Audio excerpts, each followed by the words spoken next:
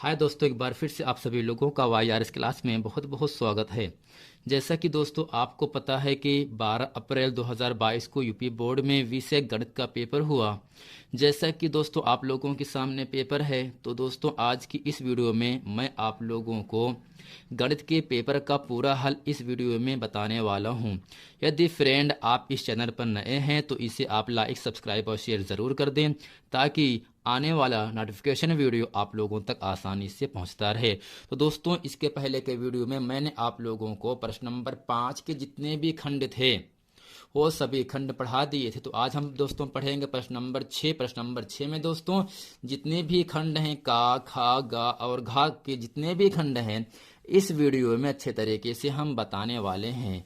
तो दोस्तों प्रश्न नंबर 6 का आपके सामने कह रहा है, दो क्रमांक धनात्मक सम संख्याओं के वर्गों का योगफल 244 है, संख्याएं ज्ञात कीजिए। जैसा कि दोस्तों एग्जाम में ये प्रश्न 4 नंबर के लिए आपसे पूछा गया है। आइए दोस्तों प्रश्न नंबर 6 का प्रश्न नंबर का इसे अच्छे तरीके से हम हल करते हैं। तो दोस्तों इसके हल में लिखेंगे यहां से माना माना दो क्रमागत सम संख्याएं, माना दो क्रमागत सम संख्याएं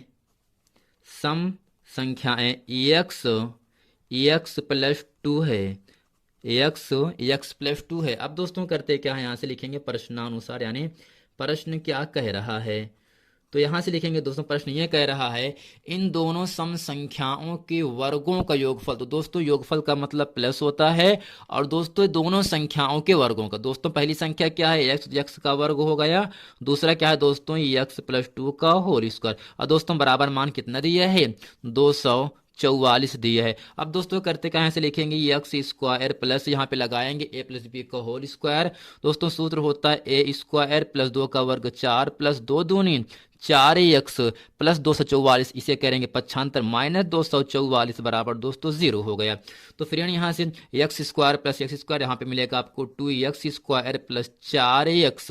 दोस्तों 244 में 4 को घटाते हैं तो आपको मिलेगा 240 बराबर दोस्तों 0 मिल गया।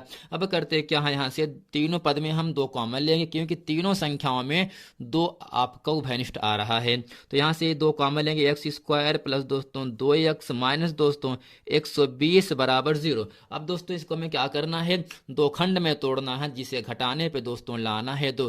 तो दोस्तों 120 इकन्नम 120 होता है, और दोस्तों 12 दहम्मा 120 होता है। अगर 12 में हम दोस्तों 10 को घटाएंगे तो बीच का पद आपको यहाँ से मिल जाएगा। अब दोस्तों करते क्या, यहाँ से लिखेंगे x square plus 12 minus 10 x minus 120 बराबर 0। तो एक्स स्क्वायर प्लस दोस्तों 12 गुणा एक्स में कीजिए 12 एक्स माइनस 10 गुणा एक्स 10 एक्स माइनस 120 बराबर 0। अब दोस्तों करते क्या, यहाँ से दो दो पद को हम कॉमन लेंगे, तो फिर इसमें क्या है एक्स दोनों पद में है। दोस्तों यहाँ से हम एक्स कॉमन लेंगे, बचा एक्स प्लस 12 माइनस दोस्तों 10 कॉमन लीजिए तो एक्स माइनस, और दोस्तों माइनस कॉमन लेने से ये निशान प्लस हो जाता है। दोस्तों 10 के पहाड़े में 120 12 बार पे आता है बराबर 0। अब दोस्तों यहाँ से दोनों ब्रैकेट में सेम संख्या इसे लिखेंगे एक बार, तो x प्लस 12 x माइनस 10 बराबर 0। दोस्तों यहाँ से x प्लस 12 बराबर 0, x बराबर दोस्तों माइनस 12 हो गया, x माइनस 10 बराबर 0, x बराबर दोस्तों कैसा हो गया 10 हो गया। तो दोस्तों जो संख्याएं हैं, संख्याएं यहाँ से जो नेगेटिव की संख्या आती है, जो ऋण में संख्या आई है -12, इसको नहीं लेंगे। अर्थात दोस्तों जो आपकी पहली सम संख्या है वो कितना है दोस्तों 10 आ गया। अब दोस्तों दूसरी क्या होगी, तो यहाँ से लिखेंगे इसलिए एक्स प्लस टू, दोस्तों एक्स का मान कितना निकाला 10 प्लस 2, अर्थात दोस्तों दूसरा क्या हो गया 10 2 12। अर्थात दोस्तों यहाँ से पहली संख्या 10 है, दूसरी संख्या 12 है। 10 का वर्ग दोस्तों 100 होता है, 12 का वर्ग 44 होता है। जब दोनों को जोड़ते हैं तो हमें मिल जाता है इन दोनों संख्याओं के वर्गों का योगफल 244। आइए दोस्तों उम्मीद करते हैं प्रश्न नंबर 6 का प्रश्न नंबर का इसे अच्छे तरीके से आप समझ गए होंगे। अब दोस्तों प्रश्न नंबर 6 का प्रश्न नंबर खा आपके सामने कह रहा है, यहाँ से दी गई आकृति में त्रिज्यखंड ओ ए सी बी 3.5 सेंटीमीटर त्रिज्या वाले वृत्त जिसका केंद्र ओ है। दोस्तों केंद्र क्या यहाँ से आपका है ओ है, चतुर्थांश यदि ओडी बराबर कितना दोस्तों दिया यहाँ से है 2 सेंटीमीटर है, तो दोस्तों छायांकित भाग का हमें क्षेत्रफल ज्ञात करना है। आइए दोस्तों प्रश्न नंबर 6 का प्रश्न नंबर रखा, इसे अच्छे तरीके से हम हल करते हैं। अब दोस्तों यहां से लिखेंगे इसलिए छायांकित भाग का क्षेत्रफल, छायांकित भाग का क्षेत्रफल। तो दोस्तों हम आपको बताना चाहते हैं, अगर दोस्तों चतुर्भुज ओ ए सी बी के क्षेत्रफल में से हम त्रिभुज ओ डी बी का क्षेत्रफल घटा दें, तब दोस्तों हमें यहां से मिल जाता है छायांकित भाग का क्षेत्रफल। तो दोस्तों यहां से लिखेंगे बराबर करके, यहां से लिखेंगे चतुर्थांश, तो यहां से लिखेंगे क्या दोस्तों, चतुर्थांश, चतुर्थांश ओ ए सी बी, ओ ए सी बी का क्षेत्रफल, का क्षेत्रफल में अगर दोस्तों यहां से हम घटा दें, क्या करेंगे दोस्तों, समकोण त्रिभुज ओडीबी का क्षेत्रफल। तो त्रिभुज ओ बी डी का क्षेत्रफल। अब दोस्तों जो ओ बी डी है एक आपका समकोण त्रिभुज है ना, दोस्तों समकोण त्रिभुज सूत्र होता है 1/2 आधार गुणे ऊंचाई। अब दोस्तों यहां से चतुर्थांश ओ ए सी बी का क्षेत्रफल क्या सूत्र होता है, 1/4 पाई आर स्क्वायर। तो यहां से दोस्तों क्या लिखेंगे, 1/4 पाई आर स्क्वायर माइनस दोस्तों त्रिभुज ओ बी डी समकोण त्रिभुज है, दोस्तों इसका सूत्र होता है 1/2 आधार गुणे ऊंचाई, 1/2 दोस्तों आधार क्या यहां से है ओ बी, आधार ओ बी होगा दोस्तों, ऊंचाई कितना है ओ डी। अब दोस्तों करते क्या से लिखेंगे 1/4 और दोस्तों पाई का मान होता है 22/7 और दोस्तों यहां से जो आर है, आर का मान कितना दिया है 3.5, तो लिखेंगे 3.5 गुणे 3.5 माइनस 1/2 दोस्तों ओ बी क्या है यहाँ से, इसका आधार कितना है 3.5 गुणे ऊंचाई दोस्तों कितना आपका है 2 है। अब दोस्तों करते क्या है, यहाँ से 2 से 2 कट गया ना, और दोस्तों यहाँ पे आपको करना क्या है 1/4 गुणे 22/7 गुणे 3.5 जब इसको हम दोस्तों पूरा हल करते हैं तब आपको मिलता है 77/8 और दोस्तों माइनस, अगर हम दोस्तों दशमलव को हटाएंगे तो दशमलव को हटाने के लिए 10 से गुणा 10 से भाग होता है, अर्थात दोस्तों यहाँ से 35 बटे आपको 10 मिलेगा और दोस्तों 35 और 10 दोनों 5 से कट जाते, 5 सते 35, 5 दूनी 10, तो दोस्तों यहाँ से मिल गया कि आपको 77/8 माइनस 7/2।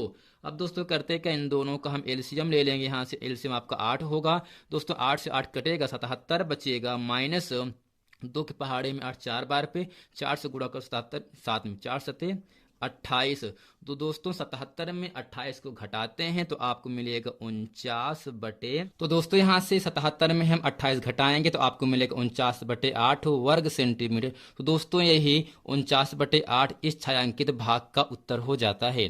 तो फ्रेंड उम्मीद करते हैं प्रश्न नंबर 6 का प्रश्न नंबर रखा, इसे अच्छे तरीके से आप समझ गए होंगे। अब दोस्तों प्रश्न नंबर 6 का गाप के सामने यहाँ से कह रहा है 5 सेंटीमीटर 6 सेंटीमीटर और 7 सेंटीमीटर भुजाओं वाले एक त्रिभुज की रचना कीजिए और फिर एक अन्य त्रिभुज की रचना कीजिए जिसकी भुजाएं दिए हुए त्रिभुज की संगत भुजाओं की 7/5 गुने हैं। दोस्तों मैं आपको यह बताना चाहता हूं, अगर भिन्न में अंश बड़ा है तब त्रिभुज के बाहर त्रिभुज बनता है, अगर अंश छोटा है तब त्रिभुज के अंदर त्रिभुज बनता है। आइए दोस्तों प्रश्न नंबर 6 का प्रश्न नंबर का अच्छे तरीके से हम समझते हैं।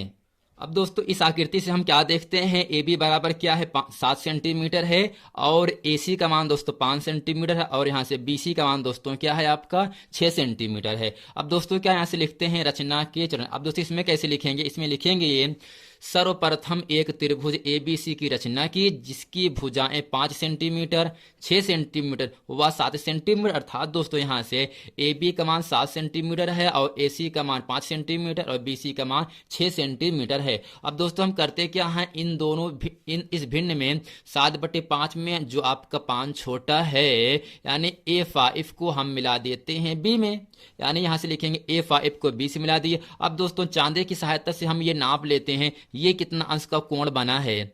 अगर दोस्तों ये जितना अंश का कोण रहेगा उतने ही अंश का ये कोण बनता है और जितने अंश का कोण दोस्तों यहाँ पर ये बनेगा उतने ही अंश का कोण यहाँ पर भी आपका बनता है। तो दोस्तों यहाँ से लिखते क्या है, रचना के चरण लिखते हैं। दोस्तों इसमें लिखेंगे हम, यहाँ से ध्यान से आपको देखना है, सर्वप्रथम एक त्रिभुज एबीसी की रचना की जिसकी भुजाएं 5 सेंटीमीटर 6 सेंटीमीटर और 7 सेंटीमीटर है। अब दोस्तों करते क्या है यहाँ से ए बी के दूसरी ओर ए एक्स, दोस्तों ये क्या आपका ए एक्स है ना, ए एक्स एक न्यून कोण बनाते हुए एक रेखाखंड खींचा। अब दोस्तों करते क्या है यहाँ से तीसरे पॉइंट में लिखेंगे ए एक्स को 7 बराबर भाग A1 A1 A2 A2 A3 A3 A4 A5 A4 A5 A5 A6 और A6 A7 किया। अब दोस्तों करते क्या है यहाँ से A5 को B से मिलाया, दोस्तों क्या करते हैं यहाँ से A5 को B से मिलाया तथा A5B के समांतर रेखा A7B डैश A7B डैश, यानी दोस्तों A5B के समांतर A7B डैश क्या किया, एक रेखा खींचा। अब दोस्तों यहां से लिखेंगे पांचवें पॉइंट में BC के समांतर B डैश C डैश, दोस्तों यहां से क्या है आपका BC यहां पर है, यानी BC के समांतर एक रेखाखंड खींच जिसका नाम क्या है दोस्तों B डैश C डैश अभीष्ट त्रिभुज एक रेखाखंड खींच। अब दोस्तों यहां से लिखेंगे इसलिए त्रिभुज AB डैश C डैश अभीष्ट त्रिभुज जिसकी संगत भुजाओं की 7/5 गुण, अर्थात दोस्तों यहां से त्रिभुज पहला क्या दिया था ए बी सी दिया जिसमें ए बी का मान 7, ए सी का मान 5 और बी सी का मान 6।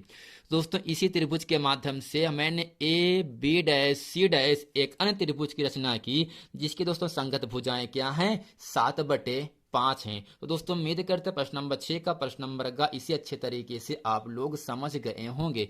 आइए दोस्तों आपको लेके चलते हैं प्रश्न नंबर 6 का प्रश्न नंबर घ में। अब दोस्तों प्रश्न नंबर घ आपके सामने कह रहा है निम्नलिखित बारंबारता बंटन सारणी से माध्यिका ज्ञात कीजिए। दोस्तों वर्ग अंतराल दिए है, बारंबारता दी है। दोस्तों हमें ये जो प्रश्न है 4 नंबर के लिए आपसे पूछा गया है। आइए दोस्तों प्रश्न नंबर 6 का प्रश्न नंबर घ इसे अच्छे तरीके से हल करते हैं।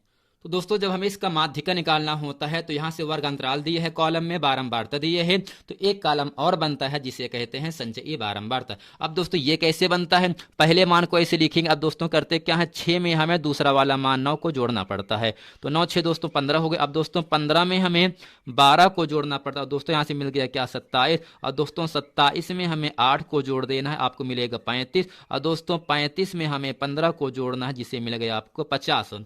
अब दोस्तों करते क्या है यहाँ से इस बारंबारता को जोड़ है वो आप मिल गए n बराबर दोस्तों कितना मिल गया 50। अगर दोस्तों n का मान 50 है तो यहां से निकालते हैं हम यहाँ से n/2 अर्थात 50/2 अर्थात दोस्तों यहां से मिल गया 25। अब दोस्तों हम ये देखते हैं जो 25 आया है ये बारंबारता में किस संख्या के पास में। तो दोस्तों इस बारंबारता में जो सबसे ज्यादा मान यहां से दिख रहा है क्या 15 दोस्तों क्या होगा आपका स्मॉल एफ का मान हो जाता है।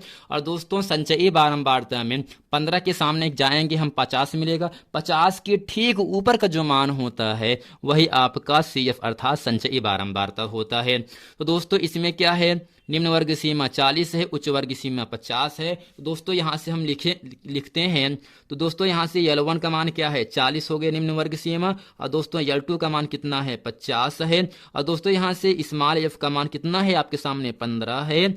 और दोस्तों सी एफ का मान अर्थात संचयी बारंबारता 35 है। और दोस्तों यहां से एच का मान कितना है यानी उच्च वर्ग सीमा और निम्न वर्ग सीमा का अंतर था 10 20 30 20 10 30 30 10 40 अर्थात दोस्तों इसका जो ऊंचाई है वो आप कितना आ रहा है 10 आ रहा है।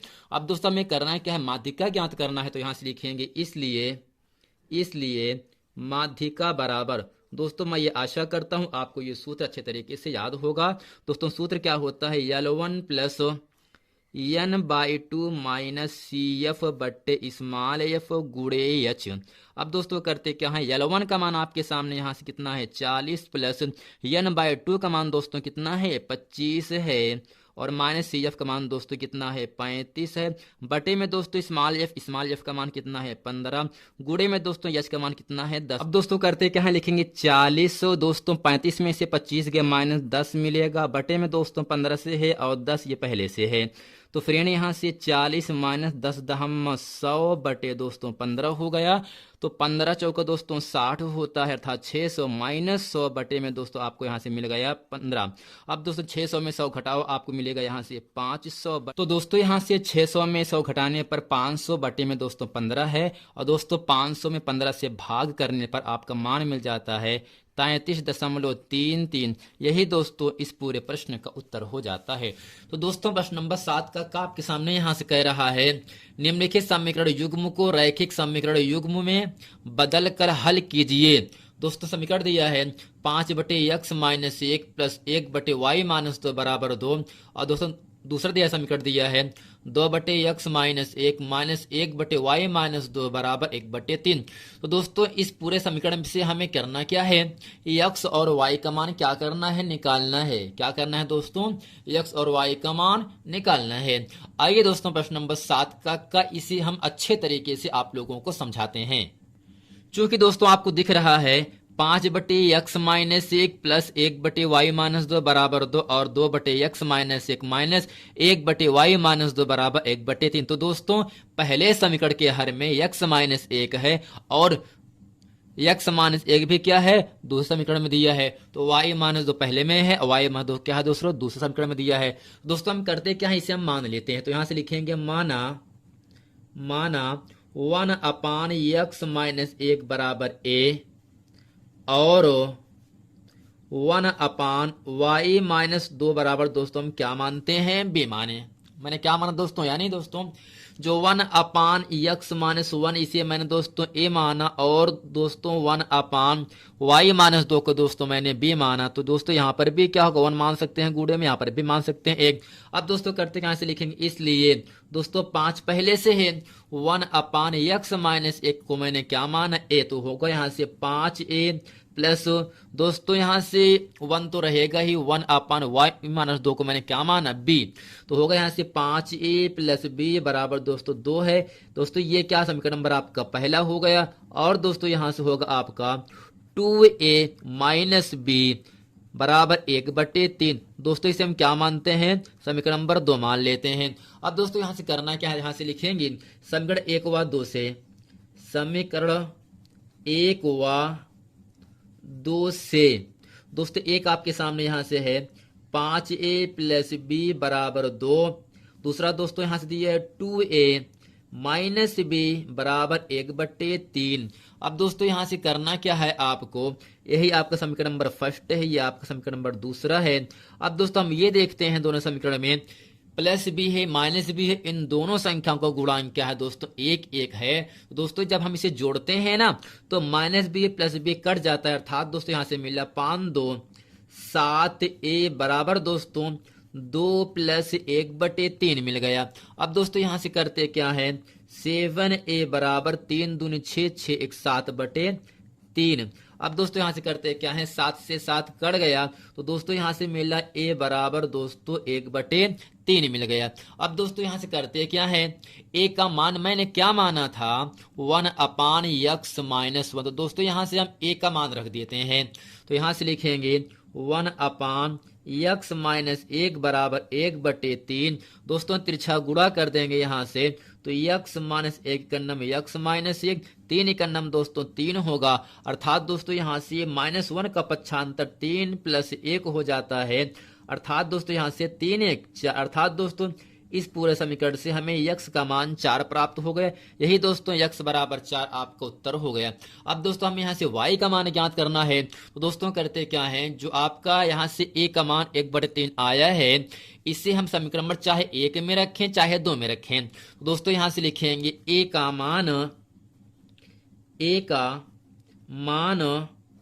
समीकरण 1 में रखने पर, और दोस्तों समीकरण नंबर 1 क्या है आपके सामने, 5a प्लस b बराबर दोस्तों 2 दिया है। तो दोस्तों यहाँ पर जहां पर आपका a है वहां पे दोस्तों रखना क्या है, 1/3 प्लस b बराबर दोस्तों 2 दिया है। तो दोस्तों यहां से करते क्या है, b लिखेंगे बराबर 2 दोस्तों प्लस 5 का नम 5/3 प्लस में इसका पक्षांतर दोस्तों -5/3 हो जाता है। अब दोस्तों यहां से करते क्या है, b बराबर आपका हो जाएगा 3 दूनी 6 6 में से 5 गए 1/3। तो दोस्तों b का मान मैंने क्या माना था, 1/y माइनस 2 बराबर दोस्तों 1/3। अब दोस्तों करते क्या है, यहाँ से तिरछा गुणा कर देंगे, y माइनस 2 का नम y माइनस 2, 3 का नम दोस्तों 3 हो गया, अर्थात दोस्तों -2 का पक्षांतर 3 प्लस 2 हो गया। तो दोस्तों यहाँ से y का मान आपको मिल गया 3 2 5। दोस्तों इस समीकरण से आपको मिला क्या, तो दोस्तों यहां से लिखेंगे अतः x बराबर 4 कामा y बराबर 5। यही दोस्तों इस पूरे प्रश्न का उत्तर हो जाता है।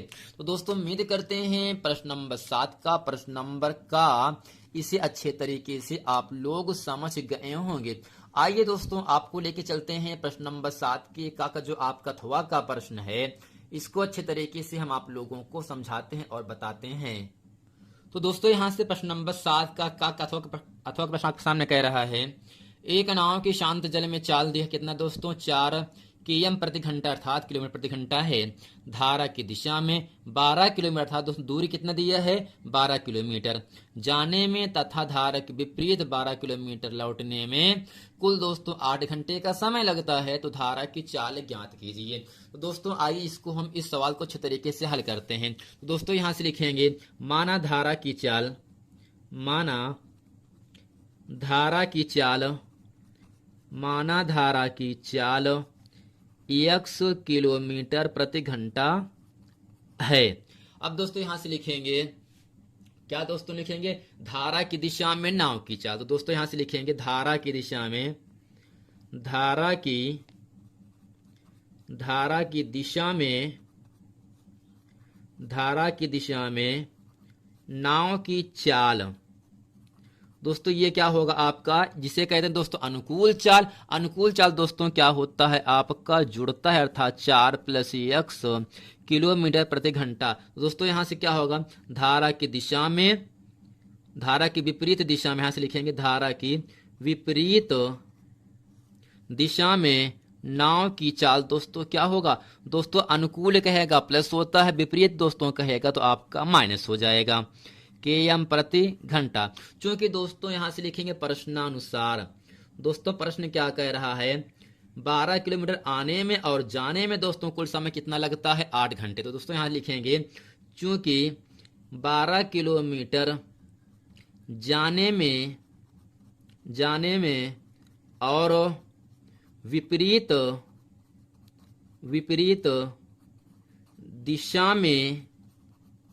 दिशा में लौटने में लगा समय, लौटने में लगा समय बराबर दोस्तों कितना दिया है प्रश्न में 8 घंटे।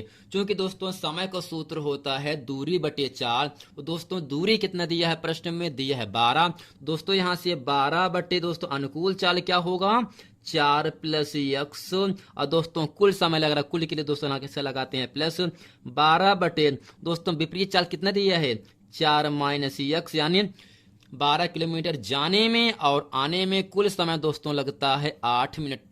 कितना दोस्तों लगता है 8 घंटे लगता है। अब दोस्तों यहां से करते क्या है, 12 यहां से हम कॉमन कर लेंगे, बचा 1/4 + x प्लस 1 बटे 4 - x बराबर दोस्तों यहां से 8 हो गया। अब दोस्तों यहां से करते क्या है, इसका हम एलसीएम ले लेंगे। यहां से दोस्तों यहां से होगा 4 + x 4 - x बराबर दोस्तों कितना आपका है 8 दिया है यहां से। तो दोस्तों 4 प्लस कट जाएगा, यहां से बचेगा आपको 4 - x प्लस 4 + x। अब दोस्तों plus x minus x cut गया, 4 × 4 = 8, और दोस्तों 8 में गुणा कर दो 12 से, तो 12 × 8 = 96। तो यहां से दोस्तों क्या हो जाएगा आपका 12 × 8 = 96 बटे नीचे दोस्तों लगाते हैं सूत्र a + b × a - b, अर्थात दोस्तों यहां से a² - b² बराबर दिया है दोस्तों 8। अब दोस्तों करते क्या, यहां से 96 को ऐसे लिखेंगे 4 का वर्ग 16 - x² बराबर 8 बटे दोस्तों एक मानते हैं तिरछा गुणा कर देते हैं। अब दोस्तों यहां से करते क्या है 16 × 8 = 128 माइनस 8 × x² बराबर दोस्तों होगा यहां से 96 का 96। अब दोस्तों करते क्या है, यहां से 128 प्लस 96 का 95 माइनस 96 माइनस 8x² है दोस्तों, इसका 95 प्लस 8x² हो गया। दोस्तों या करके लिख सकते हैं 8x² बराबर दोस्तों जब हम 128 में 96 घटाते हैं तो दोस्तों आपको यहां से मिलता है कितना 32 दोस्तों मिल जाएगा। और दोस्तों 8 के पहाड़े हम 32 4 बार पे दोस्तों आ जाता है, अर्थात दोस्तों यहां से लिख सकते हैं x² बराबर 4, और दोस्तों x² बराबर दोस्तों 4 का वर्गमूल होता है 2 का स्क्वायर लिख सकते हैं।